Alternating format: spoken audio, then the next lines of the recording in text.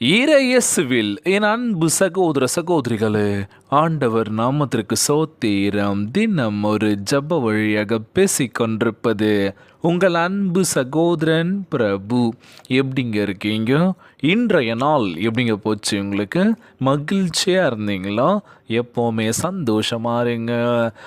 என் அன்பு சகோதர சகோதரிகளே, நம் ஆண்டவராகிய இயேசு கிறிஸ்து நீங்கள் அனுபவித்த வெட்கத்தை எண்ணி பயப்படலாம், நம்பிக்கை இழந்திருக்கலாம், யாராவது உங்களை கேலி செய்திருக்கலாம், மக்கள் உங்களை அச்சுறுத்திருக்கலாம். ஆகவே நீங்கள் கலங்காதீங்க, சோர்ந்து போகாதீங்க. யார் என்ன வேணால் பண்ணட்டோங்க. இன்றைக்கி வாழ்க்கையில் நம்ம எவ்வளோ கஷ்டப்பட்டு மேலே வந்திருப்போன்றது நமக்கு தெரியும், நம்மளை சுற்றி உள்ள ஒரு சில பேருக்கு தெரியும். ஆனால் வெளியிலேருந்து பார்க்குறவங்களுக்கு இவங்களுக்கு இதெல்லாம் எப்படி கிடச்சிருக்கோம் அப்படின்னு சொல்லி சில பல விமர்சனங்களை நம்ம மேலே வைப்பாங்க. இவங்க ஏதாச்சும் பண்ணியிருப்பாங்க அப்படின்னு சொல்லி. ஸோ அதெல்லாம் நம்ம காது பட கேட்டுட்டோம் அப்படின்னா அடுத்த கட்டத்துக்கு நம்மளால் நகர முடியாது அப்படின்னு சொல்லுவாங்களாம். இன்றைக்கெல்லாம் நம்ம ஆண்டவராகிய இயேசு கிறிஸ்து, இன்றைக்கு நீங்கள் சிறியவனாக பெரியவனாக இருக்கலாம், ஆனால் ஆண்டவர் உங்களை தேர்ந்து கொண்டிருக்கின்றார். நீ வாழ்க்கையில் நீ தான் பெரியவன் அப்படின்னு சொல்லி அந்த நினப்பு இருக்கலாம். நிறைய பேர் தான் நினச்சிட்டு இருக்கோம்ல, நான் தான் பெரியவன், நான் தான் கெத்து அப்படின்ற மாதிரி. ஸோ அவங்கவுங்க மனசில் ஒரு விஷயங்கள் ஓடிக்கிட்டே இருக்கோம்ல. ஆனால் இன்றைக்கி நம்ம தாழ்மையாக போயிட்டோன்னு வச்சுக்கோங்களேன், எந்த பிரச்சனையும் இல்லைல்ல. சமாதானமாக போயிட்டா அந்த பிரச்சனை இல்லை.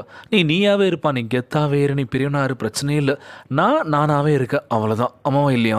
இன்றைக்கி ஏகப்பட்ட மோதல்கள், ஏகப்பட்ட பிரச்சனைகள். நான் தான் பெரியவன், நான் சொல்கிறது தான் கேட்கணும், நான் வச்சது தான் அப்படின்ற மாதிரி ஒரு பிடிவாத குணத்தோடு வாழ்ந்துட்டுருப்பாங்க நிறைய பேர். ஆனால் அவங்க வாழ்க்கைலாம் பார்த்தீங்கன்னா எப்போ பார்த்து பிரச்சனை தான். எப்பொழுதும் பிரச்சனை தான். காரணம் என்னென்னா, நான் தான் அப்படின்னு சொல்லி அந்த கர்வத்திலே வாழ்ந்துட்டுருப்பாங்களாம். ஸோ இன்றைய நாள் நம்ம ஆண்டவராகிய இயேசு கிறிஸ்து அதெல்லாம் தேவையில்லைங்க. ஒருத்தருக்கு விட்டு கொடுத்து போயிடுங்க. வாழ்க்கையில் என்னங்க இருக்குது? நிச்சயமில்லாத ஒரு வாழ்க்கை அப்படின்னு சொல்லுவாங்களாம். எப்போது என்ன நடக்குன்றது யாருக்குமே தெரியாதுங்க. உற்சாகமாக இருங்க, சந்தோஷமாக இருங்க, மற்றவங்கள மகிழ்வித்து பாருங்கள், அவ்வளோதான். வேறு எதுவுமே இல்லை. இன்றைக்கி ஒவ்வொரு பகுதியில் ஒவ்வொரு இடத்துல ஏதோ பிரச்சனைகள் நடந்துட்டு தான் இருக்குது. பிரச்சனையே நடக்கலை அப்படின்னு சொல்ல முடியாதுல்ல. ஸோ ஒவ்வொரு நாள் நம்ம பேப்பர் பார்க்குறோம், இல்லை டிவி நியூஸ் சேனல் பார்க்குறோம், ஒவ்வொரு நியூஸ் வந்துக்கிட்டே தான் இருக்குது. புதுசாக இல்லை, பழைய நியூஸ் தான் வந்துட்டுருக்கு. பாலியல் வன்கொடுமைகள், வரதட்சணை கொடுமை, இந்த மாதிரியான டார்ச்சர், இந்த மாதிரியான பிரச்சனை அப்படின்னு சொல்லி ஏகப்பட்ட விஷயங்கள் நடந்துக்கிட்டே இருக்குதுங்க. சமீபத்தில் ஒரு விஷயம் படித்தாங்க, ரொம்பவே அதை நான் எப்படி எடுத்துக்கிறதுன்னு தெரியல, நீங்களும் பார்த்துருப்பீங்கன்னு நினைக்கிறேன். என்ன அப்படின்னா, இது பார்த்தீங்கன்னா அவுட் ஆஃப் ஸ்டேஷன் நடந்தது. என்னென்னா, திருட போயிருக்கான் வீட்டில். 2 நாள் அவங்க வீட்டில் இல்லை. ஸோ என்ன பண்ணிட்டா, அந்த வீட்டில் திருடி ஜாலியாக குடிச்சு இருந்திருக்காங்க. அவங்க ஊர்லேருந்து வந்துட்டாங்க. வந்ததுமே கதவு வந்து பண்ணால் கதவுலாம் திறந்துருக்கு, பீரோலாம் திறந்துருக்கு. என்னாச்சு, யார் வந்திருக்கான்னு சொல்லி போய் பார்க்கும்போது பார்த்தா திருடன் குடிச்சிட்டு அங்கேயே படுத்துட்டு இருக்கான். பார்த்தீங்களா? ஸோ இந்த மாதிரியான விஷயங்கள் நடந்துட்டு தான் இருக்குது. ஆனால் பிடிச்சிட்டாங்க, பிரச்சனை இல்லை. அவன் போதையில் இருந்தாலும் பிடிச்சிட்டாங்க. இல்லைனா நகை பணம்லாம் காணாமல் போயிருக்கோம். ஏன் இந்த விஷயம் நான் அவங்ககிட்ட ஷேர் பண்ணுறேன் அப்படின்னா, எப்போ வேணால் என்ன நடக்கலாம்.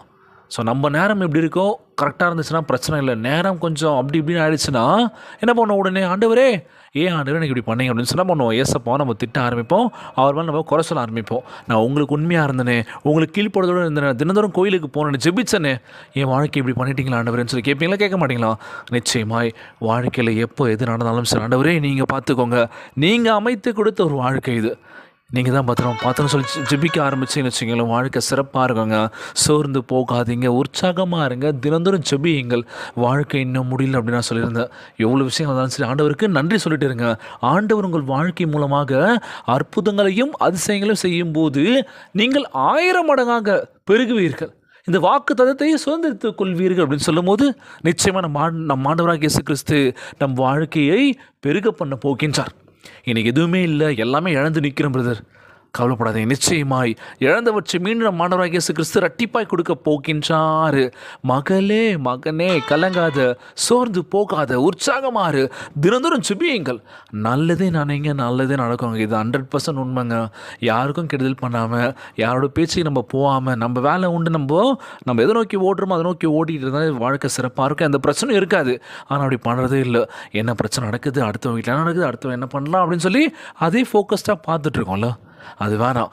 இன்றைய நாள் நம்ம ஆண்டவராகிய இயேசு கிறிஸ்து நம்ம கொடுத்த ஒரு தாளந்து நிறைய இருக்குது. ஒரு வெள்ளை பேப்பர் இருக்குங்க, உங்ககிட்ட கொடுத்தாச்சு. அதை நீங்கள் ஃபில் பண்ணி நல்ல விஷயங்களை எழுதலாம், தப்பான விஷயங்களை எழுதலாம். சாய்ஸஸ் யூஸ் அப்படின்னு சொல்லுவாங்களாம். ஸோ நல்ல விஷயத்தை நம்ம எழுதுவோம், நல்லதே நினைப்போம்னு சொல்லிட்டு இன்றைய நாள் ஜெபம் உலகில் வாழ்கின்ற எல்லாருக்கும் நம்ம ஜெபிக்க போகிறோம். ஜெபத்திற்குள்ளாக பயணிப்போமா? எங்களை மிகவும் அதிகமாய் நேசிக்கின்ற அன்புள்ள ஆண்டவராகிய இயேசுவே, இன்றைய நாள் வாக்குறுதி வசனத்திற்காக நன்றி ராஜா. ஆண்டவரே, இன்றைக்கு நாங்கள் இருக்கின்ற விதமாகவே சின்னவனாக, உடைக்கப்பட்டவனாக, பயந்தவனாக உன்முன் வந்திருக்கின்றனப்பா. ஆனால் உம் வார்த்தை சின்னவன் 1000 ஆவான் என்று சொல்கின்றது. இந்த வாக்கு தத்தம் எனக்கானது என்று நான் நம்புகின்றனப்பா. இப்பொழுது நாங்கள் மறந்திருந்தாலும் உம்மையே முழுமையாக நம்புவதற்கு உதவி செய்யுங்க ஆண்டவரே. உமக்கு கீழ்ப்படும் பிள்ளைகளாக மாற்றுங்க ராஜா. உடைந்து போன எங்கள் இருதயத்தை மீண்டுமாய் நீர் கட்டி எழுப்புவீர் என்று நம்புறேன்ப்பா. ஆண்டவரே, நீர் எனக்கான வைத்திருக்கின்ற உம்முடைய ஆசீர்வாதங்களை பெற்றுக்கொள்ள ஆவலாய் காத்து கொண்டிருக்கின்றனப்பா. நாங்கள் தகுதியானவனாக உணர்ந்தாலும் நீர் எங்களை தேர்ந்து கொண்டிருக்கின்றீர் என்று நன்றி செலுத்தினப்பா. ஆண்டவரே, எங்களிடம் இருக்கும் எல்லா விஷயத்தையும் ஓகே நாங்கள் தியாகம் பண்ணுறோம்ப்பா. எங்களுடைய அன்பு, எங்களுடைய ஒவ்வொரு விஷயமா இருக்கணும் ஆண்டவரே, உமக்காக அர்ப்பணித்து வாழ எங்களை பலப்படுத்துங்கப்பா. ஆண்டவரே, எங்களிடம் இருக்கும் எல்லா விஷயத்தையும் உங்களுக்காக கொடுக்குறோம்ப்பா. எங்களுக்கு குரலை எழுப்பி நாங்கள் ஜெபிக்கின்ற ஒவ்வொரு வேலையிலும் சரி, எங்கள் ஜெப விண்ணப்பங்களை கேட்டு எங்களை ஆசீர்வதிப்பீராக. ஆண்டவரே, சோர்ந்து போகும் வேலையில் கூட எங்களை நீர் 1000 மடங்காய் ஆசீர்வதிக்க போவதற்காக நன்றியப்பா. எங்களையும் எங்கள் வாழ்க்கையை நீர் அற்புத விதத்தின் பாத்திரமாக பயன்படுத்தி நம்புகிறோம்ப்பா.